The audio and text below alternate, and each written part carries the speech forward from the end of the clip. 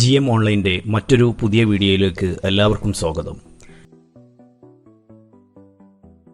ഇന്ന് 10ാം ക്ലാസ് കെമിസ്ട്രിയിലെ ഒന്നാമത്തെ അധ്യായം പീരിയോഡിക് ടേബിളും ഇലക്ട്രോൺ വിന്യാസവും, periodic table and electronic configuration, അതിലെ ഏതാനും ഭാഗങ്ങളാണ് ചർച്ച ചെയ്യുന്നത്. നമുക്കറിയാം, പീരിയോഡിക് ടേബിളിൻ്റെ ഉത്ഭവവും അതുമായി ബന്ധപ്പെട്ട ശാസ്ത്രജ്ഞന്മാരും അവരുടെ കണ്ടെത്തലുകളും നാം 9ാം ക്ലാസ്സിൽ പഠിച്ചിട്ടുണ്ട്. ഇന്ന് കെമിസ്ട്രി പഠിക്കുന്ന ഏതൊരാൾക്കും അത്യാവശ്യമായ ഒരു പട്ടികയാണ് മോഡേൺ പീരിയോഡിക് ടേബിൾ അഥവാ ആധുനിക ആവർത്തന പട്ടിക. In this table, elements are arranged on the basis of their atomic number. It is developed by Henry Moseley. There are 18 groups and 7 periods. മൂലകങ്ങളെ അവയുടെ അറ്റോമിക നമ്പറിൻ്റെ അടിസ്ഥാനത്തിലാണ് ആധുനിക ആവർത്തന പട്ടികയിൽ ക്രമീകരിച്ചിരിക്കുന്നത്. ഇത് ആവിഷ്കരിച്ചത് ഹെൻറി മോസ്ലി എന്ന ശാസ്ത്രജ്ഞനാണ്. ഇതിൽ 18 ഗ്രൂപ്പുകളും 7 പീരിയഡുകളും ഉണ്ട്. സ്ക്രീനിൽ നോക്കൂ, മോഡേൺ പീരിയോഡിക് ടേബിളിൻ്റെ ഒരു ചിത്രമാണ് നൽകിയിരിക്കുന്നത്. There are 18 columns, they are called groups, and 7 rows, they are called periods.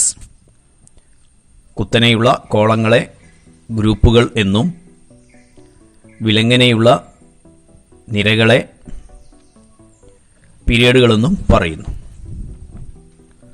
Next point, shell അഥവാ orbit. Electrons are arranged around the nucleus of an atom at different ranges called shells. ഇലക്ട്രോണുകളെ ആറ്റത്തിൻ്റെ ന്യൂക്ലിയസിന് ചുറ്റും വിവിധ നിലകളിലായി ക്രമീകരിച്ചിരിക്കുന്നു. ഇവയാണ് ഷെല്ലുകൾ.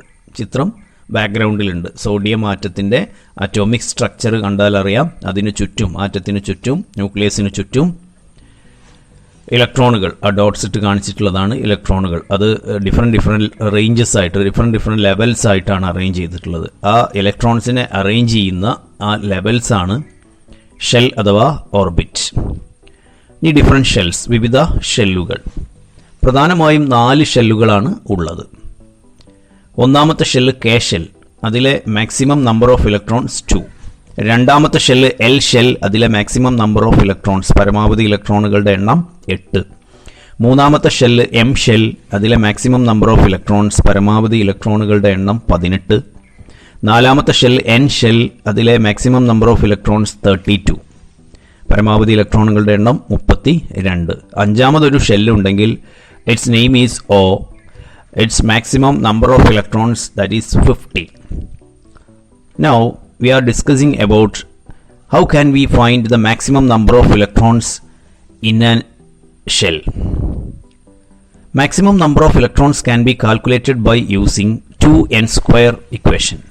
ഒരു ഷെല്ലിലെ പരമാവധി ഇലക്ട്രോണുകളുടെ എണ്ണം കണ്ടെത്താനുള്ള മാർഗം, അതിനുള്ള സമവാക്യമാണ് 2n².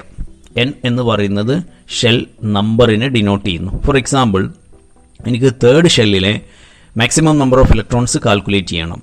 അപ്പോൾ നമ്മൾ ആ ഇക്വേഷനിൽ 2 ഇൻറ്റു n എന്നുള്ള പൊസിഷനിൽ തേർഡ്, അപ്പോൾ 2 into 3². 2 into 3² means that is 18. Okay. ഇനി ഷെൽ ഇലക്ട്രോൺ വിന്യാസം എഴുതുമ്പോൾ, ഷെൽ ഇലക്ട്രോണിക് കോൺഫിഗറേഷൻ എഴുതുന്ന സമയത്ത് ഒരു റൂളുണ്ട്. That rule is, even if the third shell M can accommodate a maximum of 18 electrons, the outermost shell cannot accommodate more than 8 electrons. അതായത് മൂന്നാമത്തെ അഥവാ എം ഷെല്ലിൽ 18 ഇലക്ട്രോണുകൾ ഉൾപ്പെടുത്താമെങ്കിലും ആ മൂന്നാമത്തെ ഷെല്ല് ബാഹ്യതമ ഷെല്ലായി ഇലക്ട്രോൺ വിന്യാസത്തിൽ വരുമ്പോൾ അതിൽ 8ൽ കൂടുതൽ ഇലക്ട്രോണുകൾ ഉൾപ്പെടുത്താനാവില്ല. ഇതൊക്കെ 9th സ്റ്റാൻഡേർഡിൽ പഠിച്ച കാര്യങ്ങളാണ്. Then shell and sub shell. According to Bohr model of an atom, electrons are revolving round the nucleus through fixed circular paths called orbits or shells. Each electron is associated with a definite amount of energy. These orbits are also called main energy levels. In these main energy levels, different sub-energy levels or subshells are assigned. Subshells are named as S, P, D, F, etc. S from sharp, P from principal, D from diffuse, F from fundamental. ഷെല്ലുകളും സബ്ഷെല്ലുകളും. ആറ്റത്തിൻ്റെ Bohr മാതൃക അനുസരിച്ച് ഓർബിറ്റുകൾ അഥവാ ഷെല്ലുകൾ എന്ന് വിളിക്കുന്ന നിശ്ചിത വൃത്തപാതകളിൽ കൂടി ഇലക്ട്രോണുകൾ ന്യൂക്ലിയസിനു ചുറ്റും സഞ്ചരിക്കുന്നു. ഓരോ ഇലക്ട്രോണിനും കൃത്യമായ ഊർജം ഉള്ളതിനാൽ ഷെല്ലുകളെ മുഖ്യ ഊർജ്ജനിലകൾ എന്നും വിളിക്കാറുണ്ട്. ഈ ഷെല്ലുകളിലാണ് ഉപ ഊർജ്ജനിലകൾ അഥവാ സബ്ഷെല്ലുകൾ ക്രമീകരിച്ചിരിക്കുന്നത്. സബ്ഷെല്ലുകളെ SPDF എന്നിങ്ങനെ സൂചിപ്പിക്കുന്നു. ഒരു കാര്യം ശ്രദ്ധിക്കുക, ഷെല്ലുകളെ സൂചിപ്പിക്കാൻ ഉപയോഗിക്കുന്ന ലെറ്റേഴ്സ് KLMN എന്നാണ്. അവ ക്യാപിറ്റൽ ലെറ്ററിലും സബ്ഷെല്ലുകളെ സൂചിപ്പിക്കാൻ ഉപയോഗിക്കുന്ന ലെറ്റേഴ്സ് SPDF എന്നാണ്. അവ സ്മോൾ ലെറ്ററിലുമാണ് യൂസ് ചെയ്യേണ്ടത്. Okay, next point. Maximum number of electrons can be accommodated in various shells and subshell. ഓരോ ഷെല്ലിലും സബ്ഷെല്ലിലും ഉൾപ്പെടുത്താവുന്ന പരമാവധി ഇലക്ട്രോണുകളുടെ എണ്ണം. We discussed earlier that we have 4 shells. They are KLMN. It includes the maximum number of electrons 2, 8, 18 and 32 respectively. നമുക്കറിയാം 4 ഷെല്ലുകളാണുള്ളത്. അവരെ KLMN എന്നാണ് പറയുക. അതിലെ പരമാവധി ഇലക്ട്രോണുകളുടെ എണ്ണം 2, 8, 18, 32 എന്നിങ്ങനെയാണ്. ഇനി ഒന്നാമത്തെ ഷെല്ലായ K ഷെല്ലിൽ, ഒന്നാമത്തെ ഷെല്ല് ആയതുകൊണ്ട് K ഷെല്ലിൽ ഒരു subshell, that is S subshell. രണ്ടാമത്തെ ഷെല്ലായ L സബ്ഷെല്ലിൽ, അത് രണ്ടാമത്തെ ഷെല്ലായതുകൊണ്ട് it includes 2 subshell S and P. മൂന്നാമത്തെ ഷെല്ലായ M ഷെല്ലിൽ, അത് മൂന്നാമത്തെ ഷെല്ലായതുകൊണ്ട് അത് it includes 3 subshells S, P and D. നാലാമത്തെ ഷെല്ലായ N ഷെല്ലിൽ, അത് നാലാമത്തെ ഷെല്ല് ആയതുകൊണ്ട് 4 subshell S, P, D, F.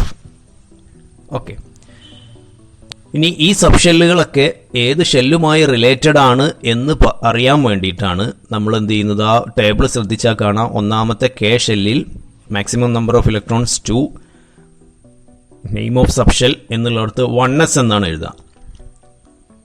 Because അല്ലെങ്കിൽ അതിൻ്റെ കാരണം ഈ S എന്ന് പറയുന്നത് ഒന്നാമത്തെ ഷെല്ലിലാണ്. So it is written as 1s. രണ്ടാമത്തെ ഷെല്ലിലുള്ള എസും പിയും ഉണ്ട്. അത് രണ്ടാമത്തെ ഷെല്ലുമായി കണക്റ്റഡ് ആണ് എന്ന് സൂചിപ്പിക്കാൻ വേണ്ടി 2s 2p എന്ന് എഴുതുന്നു. മൂന്നാമത്തെ ഷെല്ലിലുള്ള 3 subshell S, P and D ആണ്. അത് മൂന്നാമത്തെ ഷെല്ലുമായി റിലേറ്റഡ് ആണ് എന്നറിയാൻ വേണ്ടിയിട്ട് 3s 3p 3d. നാലാമത്തെ ഷെല്ലിലുള്ള സബ്ഷെല്ലുകൾ 4 സബ്ഷെല്ലുകളാണ്. അത് ഫോർത്ത് ഷെല്ലുമായി റിലേറ്റഡ് ആണ് എന്ന് ഡിനോട്ട് ചെയ്യാൻ വേണ്ടി we have to use 4s, 4p, 4d and 4f. Then maximum number of electrons in subshell. Okay, S സബ്ഷെല്ലിൽ 2 ഇലക്ട്രോൺസ്, P സബ്ഷെല്ലിൽ മാക്സിമം 6 ഇലക്ട്രോൺസ്, D സബ്ഷെല്ലിൽ മാക്സിമം 10 ഇലക്ട്രോൺസ്, F സബ്ഷെല്ലിൽ മാക്സിമം 14 ഇലക്ട്രോൺസ്. ഇപ്പോൾ 4ൻ്റെ ഡിഫറൻസ് ആണ്. 2 + 4 = 6, 6 + 4 = 10, 10 + 4 = 14. ക്ലിയർ ആയെന്ന് വിചാരിക്കുന്നു. S സബ്ഷെല്ലിൽ മാക്സിമം 2, P സബ്ഷെല്ലിൽ 6, D സബ്ഷെല്ലിൽ 10, F സബ്ഷെല്ലിൽ 14. ഓക്കെ, ഇനി ഒരു പോയിന്റ് നോട്ട് ചെയ്ത് വെക്കുക. The shell number and the total number of subshells are same. ഷെല്ലിൻ്റെ നമ്പറും ആ ഷെല്ലിലെ സബ്ഷെല്ലുകളുടെ ആകെ എണ്ണവും ഒന്ന് തന്നെ ആയിരിക്കും. ഇനി how we can write subshell electronic configuration. Subshell electron വിന്യാസം എഴുതുന്ന വിധം, അതിൻ്റെ ഒരു ഓർഡർ, അതിൻ്റെ ഒരു സ്ട്രക്ചറാണ് ആദ്യം പറയുന്നത്, അതിൻ്റെ ഒരു ക്രമം. First 1s, then 2s, 2p, 3s, 3p, 3d, 4s, 4p, 4d, 4f, 5s, 5p, 5d, 5f etcetera. അപ്പോൾ ഒന്നാമത്തെ ഷെല്ലിലുള്ള S മാത്രം ഫസ്റ്റ്, രണ്ടാമത്തെ ഷെല്ലിലുള്ള S, രണ്ടാമത്തെ ഷെല്ലിലുള്ള P, മൂന്നാമത്തെ ഷെല്ലിലുള്ള S, മൂന്നാമത്തെ ഷെല്ലിലുള്ള P, മൂന്നാമത്തെ ഷെല്ലിലുള്ള D, ദെൻ നാലാമത്തെ ഷെല്ലിലുള്ള S, നാലാമത്തെ ഷെല്ലിലുള്ള P, നാലാമത്തെ ഷെല്ലിലുള്ള D, നാലാമത്തെ ഷെല്ലിലുള്ള F എക്സെട്ര. ഈ ക്രമത്തിലാണ് സബ്ഷെൽ ഇലക്ട്രോണിക് കോൺഫിഗറേഷൻ എഴുതേണ്ടത്. പക്ഷേ ഈ ഇലക്ട്രോണിക് കോൺഫിഗറേഷൻ എഴുതിയിട്ട് അതിൽ ഇലക്ട്രോൺസിനെ ഡിസ്ട്രിബ്യൂട്ട് ചെയ്യുന്നത് വേറൊരു മെത്തേഡ് യൂസ് ചെയ്തിട്ടാണ്. സബ്ഷെല്ലുകളിലെ ഇലക്ട്രോൺ ക്രമീകരണം, distribution of electrons in various subshells. Electrons occupy various subshells according to the increasing order of their energies. സബ്ഷെല്ലുകളിൽ ഇലക്ട്രോണുകൾ നിറയുന്നത് അവയുടെ ഊർജ്ജനില കൂടി വരുന്ന ക്രമത്തിലാണ്. അപ്പോൾ ആ ഊർജ്ജനില കൂടി വരുന്ന ക്രമം അല്ലെങ്കിൽ എനർജി ലെവൽ ഇൻക്രീസ് ചെയ്യുന്ന ഓർഡർ അറിയാൻ വേണ്ടിയിട്ട് നമുക്ക് അവിടെ ഒരു ഡയഗ്രാം പോലെ ഉണ്ട്, ഒരു ആരോ മാർക്കൊക്കെ ഇട്ടിട്ട്. അപ്പോൾ ആരോ ഫസ്റ്റ് പാസ് ചെയ്യുന്നത് 1s, അതാണ് ഏറ്റവും lower energy level. Then arrow mark 2s, then 2p, 3s, 3p, 4s, 3d, 4p, 5s. പ്രത്യേകം നോട്ട് ചെയ്യുക, നേരത്തെ നമ്മൾ ഇലക്ട്രോണിക് കോൺഫിഗറേഷൻ എഴുതിയപ്പോൾ 3p കഴിഞ്ഞിട്ട് 3d എന്നാണ് എഴുതിയിരുന്നത്. പക്ഷേ ഇലക്ട്രോൺ ഫില്ല് ചെയ്യേണ്ടത് 3p കഴിഞ്ഞാൽ first you have to fill 4s, then only 3d. Clear ആയെന്ന് വിചാരിക്കുന്നു. അപ്പോൾ ഇലക്ട്രോൺ വിന്യാസം എഴുതുന്ന ക്രമം 1s, 2s, 2p, 3s, 3p, 3d, 4s, 4p etcetera. ആ ഇലക്ട്രോൺ വിന്യാസത്തിൽ ഇലക്ട്രോൺ ഫില്ല് ചെയ്യേണ്ടത് അതിൻ്റെ ക്രമം 1s, 2s, 2p, 3s, 3p വരെ നേരത്തെ അതേ ക്രമം തന്നെ. ദെൻ 4sൽ ഇലക്ട്രോൺ ഫില്ല് ചെയ്തിട്ടാണ് 3dയിൽ ഇലക്ട്രോൺ ഫില്ല് ചെയ്യേണ്ടത്. ഓക്കെ, ആ ഇലക്ട്രോൺ ഫില്ല് ചെയ്യുന്നിടത്ത് മാത്രമുള്ള ശ്രദ്ധിക്കേണ്ട ഒരു കാര്യം.